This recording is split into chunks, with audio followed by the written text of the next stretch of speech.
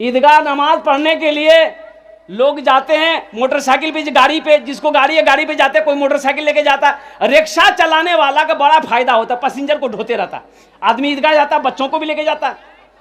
जमात खड़ी हो गई, एक मुसलमान रिक्शा वाला था, वो भी बेचारा टोपी तो थी नहीं, एगो पॉलिथीन लिया, सर पे रख लिया, नियत बांध लिया, अल्लाह, सबसे पीछे सब में। अब कुछ बच्चे लोग गए थे ईदगाह नमाज पढ़ने के लिए, कुछ बच्चा उसका रिक्शा में चढ़ गया। अब रिक्शा में भोंपू होता है ना, भोंपू, एक बच्चा बचाया, भों, रिक्शा वाला बोलता रहे उतर में, उतरेगा, तो बच्चा बजाना छोड़ दिया। फिर दूसरा बच्चा बजाया, थोड़ी देर बाद भों, ये कहता अभी हम नमाज में हैं। नमाज में नहीं रहते, तुमको बता देते हम। नमाज हुई? अरे बोलो नमाज हुई? ये नमाज फायदा पहुंचाएगी? नमाज फायदा नहीं पहुंचाएगी। और कुर्बान जाओ, उलमा फरमाते हैं, फुकहा फरमाते हैं, जब नमाज में खड़े हो जाओ तो ये तसव्वुर कर लो कि हम खुदा को देख रहे हैं, खुदा हमको देख रहा। इंशाअल्लाह इसी नमाज पढ़ेंगे। कितने लोग आज की सुबह से लेकर मौत की सुबह तक, इंशाअल्लाह मेरे बच्चों वादा करो, सिर्फ जुमे की नमाज फ़र्ज नहीं है, 5 वक्त की नमाज फ़र्ज है, 5 वक्त की नमाज फ़र्ज है। अल्लाह कुरान में इरशाद फरमाता है कि बेशक नमाज तमाम बुरी बातों से, बेहयाई से, बेशर्मी से रोकती है, बचाती है। शर्त है कि जैसी नमाज पढ़ने का हुक्म है वैसी नमाज पढ़ो। आखिर क्या वजह है? हम लोगों को 20 साल हो गए नमाज पढ़ते पढ़ते, 20 साल हो गए नमाज पढ़ते पढ़ते। यह नमाज बाज लोगों को फायदा नहीं पहुंचा रही है, बुराई से नहीं रोक रही है, बेशर्मी से नहीं रोक रही है, झूठ से नहीं बचा रही। आखिर इसकी वजह क्या है? तो पता यह चला कि जैसी नमाज पढ़ने का हुक्म है वैसी नमाज हम नहीं पढ़ रहे हैं। इसी के वजह है कि नमाज हमें फायदा नहीं पहुंचा रही। बात समझ में आ रही है भाई? बात समझ में आ रही है? वाक़िमुस्सलात व आतुज़ ज़का। देखिएगा, 100 का नोट जेब में है, 100 का नोट जेब में है, कुर्ता पतला, कपड़ा पतला है, तो दिखाई देगा ना, बाहर से दिखाई देगा ना भाई। मस्जिद से निकला, अब दरवाजे मुल गया, मौलवी साहब चंदा करने वाले, सलाम अलैकुम, कहाँ से आए? बोले फला मदरसा से आए थे चंदा के लिए। मेरे पास नहीं, 1 पैसा नहीं। नमरी दूरे से झलक रहा है, अब मौलवी साहब की नजर नमरी पे, बोला नहीं, एक को पैसा नहीं है मेरे पास, मुड़ी खाने का पैसा नहीं है मेरे पास। बोले वो जो नजर आ रहा है, बोला ओ ये तो सौदा के लिए रखे। नमाज पढ़ के निकला, झूठ बोल रहा, नमाज पढ़ के निकला है, झूठ बोल रहा है, नमाज पढ़ के निकला है, चाय की दुकान पे बैठ के गीबत कर रहा है, नमाज पढ़ के निकला है, नमाज की दुकान के अंदर में बैठ के दूसरों को शिकायत कर रहा है, नमाज पढ़कर निकला है। कुर्बान जाओ, दूसरों की गीबत कर रहा है, झूठ बोल रहा है, तो बताओ ये नमाज हमें फायदा इसका मतलब नहीं पहुंचाई। नमाज तो कुरान, अल्लाह का कुरान कहता है इन्ना सलात तन्हा अनिल फाहशाइ वल मुनकर, बेशक ये नमाज तुम्हें बुरी बातों से, बेहयाई से, बेशर्मी से रोक देगी, बचा लेगी। आखिर क्या वजह है? तो वजह यही है कि नमाज जैसी पढ़ने का हुक्म है, हम नमाज नहीं पढ़ रहे।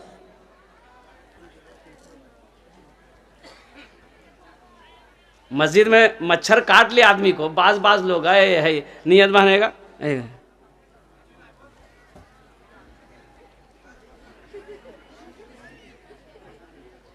शरीयत यह कहती है कि 3 मरतबा कोई आदमी नियत बांधने के बाद बदन खुजला ले, नमाज फासिद हो गई, नमाज नहीं होगी।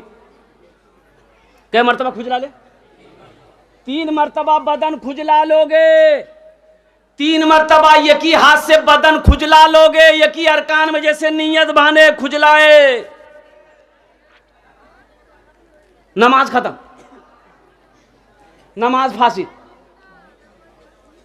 तुम में सबसे अच्छा वो है जो अपनी बीवी के साथ अच्छा सलूक करता हो। अम्मा आयशा की उम्र छोटी थी, कुर्बान जाओ, आटा लेके बैठी है, रो रही है। अल्लाह के नबी दाखिल हुए कमरे के अंदर में, हुजरे के अंदर में, घर के अंदर दाखिल हुए, देखे अम्मा आयशा रो रही है, तो अल्लाह के नबी इरशाद फरमाते आयशा क्या बात है? कहा कि या रसूलल्लाह मुझे आटा गोंदना नहीं आता है। तो अल्लाह के रसूल इरशाद फरमाए इसमें रोने वाली क्या बात है, ला मैं गोंद देता हूं। सुभान अल्लाह बोले दो, सुभान अल्लाह। ला मैं गोंद देता हूं। घर में मर्द को झाड़ू लगाना चाहिए कि नहीं चाहिए? बोलो भाई। हमारी माँ बहनें समझ रही होगी, मौली साहब भी ठीक पॉइंट पकड़िया। घर में झाड़ू लगाना नबी की सुन्नत है, आटा गोंदना यह भी नबी की सुन्नत है, घर के अंदर में औरतों के कामों में हाथ बटा देना यह भी नबी की सुन्नत है। जो नबी की एक मुर्दा सुन्नत को जिंदा करेगा अल्लाह उसे 100 शहीदों का सवाब अता फरमाए। चार बातें इंशाल्लाह मैं बताने की कोशिश करूंगा। लास्ट में अगर मुझे याद ना रहे तो आप लोग याद दिला दीजिएगा, हमारी माँ बहनों को तगलों बता दें। उधर से आवाज़ काफ़ी आ रही है। मेरी माँ बहन भाई जो रज़ाकार लोग हैं वो थोड़ा सा अंदर चले जाएं, हमारी माँ बहनों को समझा दें कि खुदा के वास्ते आवाज़ ना निकालें। औरतों की आवाज़ भी पर्दा है, औरतों की आवाज़ में भी पर्दगी है। आवाज़ ऊँची आवाज़ से औरत को बोलने से मना किया गया है। जुमे में हजरत ने तकरीर किया, लोगों कभी कभी अपनी बीवी की तारीफ भी कर लिया करो, तारीफ बीवी की तारीफ करने में भी सवाब है। सुभान अल्लाह, माशाअल्लाह, अल्हम्दुलिल्लाह। बीवी की तारीफ करने में, भाई बीवी की तारीफ करने में क्या है? अरे बोलो भाई, क्या है? सवाब है। हाँ, किताब में है, किताब में है कि बीवी की तारीफ कर दिया करो, दिलजोई कर दिया करो, उनकी तारीफ कर दिया, इसमें भी सवाब है। एक नौजवान जुमे के दिन ये तकरीर सुना, नमाज खत्म हुई, घर आया, बीवी को बोला खाना दे दो। बीवी खाना निकाल के रख दी आगे में, एक लुकमा खाया, बोला सुभान अल्लाह। दूसरा लुकमा खाया, बोला अल्हम्दुलिल्लाह। तीसरा लुकमा खाया का बोला वाह क्या खाना बनाया। बीवी सुनते सुनते पीछे से ली बेलना, अब पीछे से आई मारी सर पे खटा। ये चौंका के हमको क्या मारे तुम? बोले कि मेरी शादी को 20 साल हो गए, आज तक आप मेरी तारीफ नहीं किए। आज पड़ोसी के यहां से दाल लेकर आए हैं, दाल खा के तारीफ करते नहीं थकते, इतना मारेंगे सर का बाल उड़ा देंगे। कभी कभी बीवी की तारीफ कर दिया करो। अल्लाह के नबी इरशाद फरमाते हैं तुम में सबसे अच्छा वो है जो अपनी बीवी के साथ अच्छा सलूक करता हो। अम्मा आयशा को अल्लाह के रसूल लुकमा बनाकर खिलाते थे। आहा, लुकमा बनाकर खाना खिलाते थे। ए नौजवानों, कभी नबी की सुन्नत समझकर अपनी बीवी को लुकमा बनाकर खाना खिला दो। लेकिन अभी खतरा है, अगर अभी नौजवान अगर बिहा करके बीवी को खाना खिलाने लगे तो उसकी माँ कहेगी इसका दिमाग घुमा दिया है। लेकिन इसकी परवाह नहीं करना है, नबी की सुन्नत समझकर अल्हम्दुलिल्लाह अपने बीवी के साथ अच्छा सलूक करना है, उनकी दिलजोई करनी है, उनके साथ अच्छा सलूक करना है और बीवी से मोहब्बत करना है। अल्लाह के नबी ने इरशाद फरमाया तुम में सबसे अच्छा वो है जो अपनी बीवी के साथ अच्छा सलूक करता हो। देखिए सोचिए कितनी साबिरा है औरत, कितनी जाहिदा है। और कुर्बान जाइए, हमारी माँ बहनें साइमा है, आबेदा है, जाहिदा है, चिलचिलाती धूप में आंगन में बैठकर खाना बनाती है। भूख लगी है लेकिन खाने में उस वक्त तक हाथ नहीं लगाती जब तक अपने शौहर को खाना खिलाना दे। बात सही कि गलत है? बोले बात सही कि गलत है? सही है भाई। आपके यहाँ पहले औरत खाती है कि पहले मर्द खाता है? पहले मर्द को खिलाती है फिर बाद में खाती है। कुर्बान जाइए। और एक बात और बताता चलूं, हमारी माँ बहनें शौहर का नाम नहीं लेती है। इधर लेती है क्या? शौहर का नाम लेती है? वो कहेगी ना, कोई बोलेगा रे तो शोहर नाम की गोर वाला नाम, हाँ नहीं बोलेंगे, निकाह टूट जाएगा। जबकि ऐसी कोई बात नहीं है। शौहर का बिला वक्त ज़रूरत शौहर का नाम बीवी ले सकती है, इससे निकाह में कोई फ़र्क नहीं आएगा। हाँ, हमेशा शौहर का नाम लेकर पुकारना ये बेअदबी है, इसलिए उलमा ने मना फरमाया है कि हमेशा अपने शौहर का नाम लेकर ना पुकारो। वक्त ज़रूरत बीवी अपने शौहर का नाम ले सकती है, इससे निकाह में कोई फर्क नहीं आएगा। एक औरत नमाज पढ़ रही थी, उसकी पड़ोसन मिलने चली गई। पड़ोसन जाने ना, पड़ोसन मिलने चली गई, देखी नमाज पढ़ी तो बैठ गई कि सलाम फेरेगी, बात करेंगे। तो उसकी नमाज जब मुकम्मल हुई तो सलाम फेरी, अस्सलाम वालेकुम मुन्ना कब्बा, अस्सलाम वालेकुम मुन्ना कब्बा। तो जो औरत मिलने गई जो बोले रे क्या नमाज पढ़ रही हो, अस्सलाम वालेकुम व रहमतुल्लाह बोलोगे कि मुन्ना कब्बा को बुला रहे हो? वो बोली कि नहीं, दरअसल बात यही है कि मेरे शोहर का नाम रहमतुल्लाह है, हम उसका नाम नहीं लेते, मुन्ना कब्बे ठोक देते हैं। ए नौजवानों, अपनी बीवी के साथ अच्छा सलूक करो, बस ज़हन को हाजिर करो। इंशाल्लाह कुछ पैगाम है मैं पहुंचाना चाहता हूं। गुस्सा करना हराम है। एक मालिक को गुस्सा आया, नौकर पर गुस्सा आया, एक तमाचा मारा। नौकर भी नौजवान था, पास में घर था और घर के अंदर गया, बीवी बैठकर रोटी बना रही थी, ये नौजवान गया, एक तमाचा खींच के बीवी को मारा। बीवी को भी गुस्सा आया कि मेरा शौहर मुझे क्यों मारा। तो रोटी बना रही थी, बेलना चौका उठा करके फेंकी, बोला रोटी तुम खाते रहो। 10 साल का बेटा बैठा हुआ था, ये औरत खींच कर एक तमाचा बेटा को मारी। बेटे को भी गुस्सा आया, बेटा आंगन में एक डंडा था, उठाया, दरवाजे की तरफ निकला, ये कुत्ता बैठा हुआ था, ये लड़का जाकर 5 डंडा कुत्ता को लगाया। कुत्ते को भी गुस्सा आया, कुत्ता रोड की तरफ भागा, देखा जो मालिक नौकर को मारा था ऑफिस से बाहर निकलकर फोन से बात कर रहा था, ये कुत्ता जाकर उसी को कर लिया। भला करो तो भला पाओगे, बुरा करो तो बुरा मिले, एक हाथ से करो तो अपना दूजे हाथ से पाओगे, दूजे हाथ से पाओगे।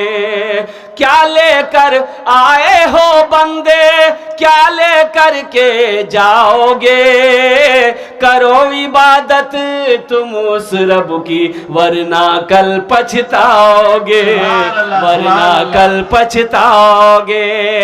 ये दुनिया आनी जानी है, एक दिन सब मिट जाएगा, तुम भी एक दिन मिट जाओगे। कीड़ा मकोड़ा खाएगा, कीड़ा मकोड़ा खाएगा।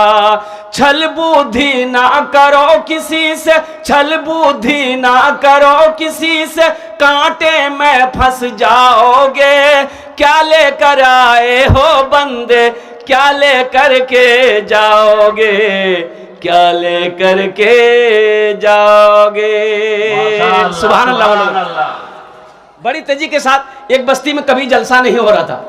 বসে যান भाई, বসে যান, अल्हम्दुलिल्लाह, ए भालो जगह बसे जान। एक बस्ती में कभी जगह नहीं, जलसा नहीं हुआ, तो जलसा नौजवानों ने कहा कि भाई जलसा होना चाहिए, हम लोग भी जलसा कराएंगे। नौजवानों ने इरादा कर लिया, मीटिंग हुई, जलसा की बुनियाद रख दी गई।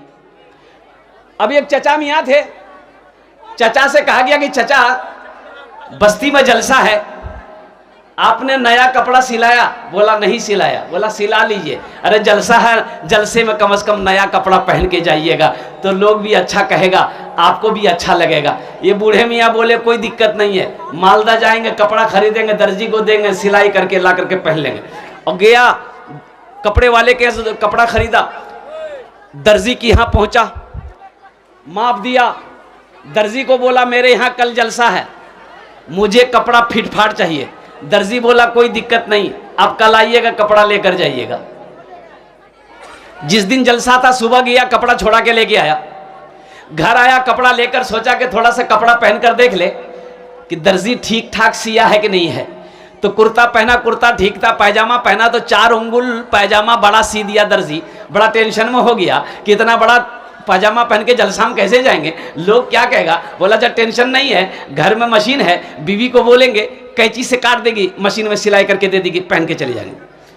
तो हो मुन्ने की अम्मी को बोला कि मुन्ना की अम्मी ये पैजामा दर्जी बड़ा सी दिया है, थोड़ा 4 उंगुल काट के सिलाई कर दो, जलसा में जाएंगे। बीवी बोली कि आपको तो कोई काम है नहीं, खाते हैं खाली घूमते हैं, वहां लटका दीजिए, जब हमको फुर्सत मिलेगा कर देगा।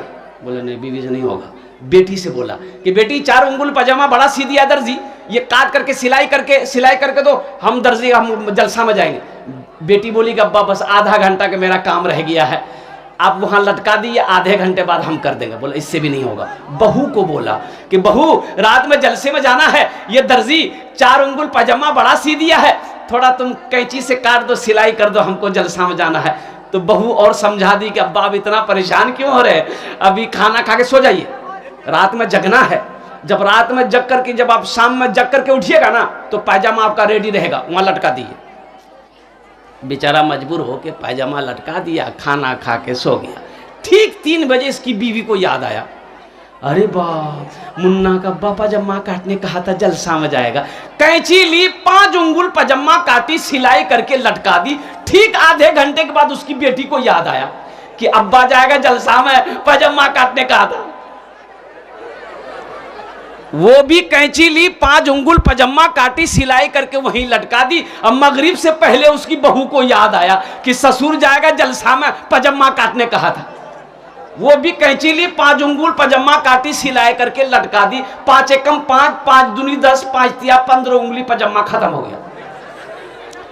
ये बेचारे मगरब में उठे, मगरब की नमाज पढ़े, बालों में तेल लगा लिए, आंखों में सुरमा लगा लिए, कुर्ता पहन